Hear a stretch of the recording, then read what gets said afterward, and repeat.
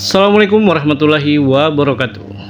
Kembali kita menemukan dan mendokumentasikan monumen yang menjadi bukti sejarah pada masa penjajahan Jepang di Kepulauan Kabupaten Simelu.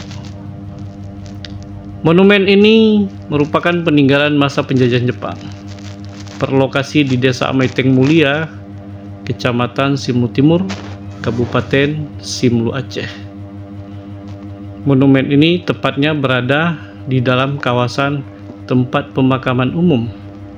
Selain itu, monumen ini juga berdekatan dengan Kodim 0115 Simelu.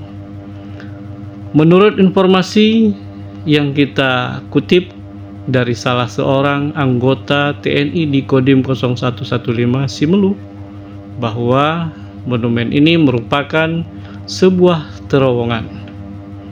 Namun, belum dapat kita pastikan dikarenakan belum ada bukti atau referensi yang menyatakan bahwa pada masa penjajahan Jepang ini adalah sebuah terowongan. Kita berharap ada ahli sejarah yang dapat mengungkap monumen ini berfungsi sebagai apa pada zaman dahulu kala.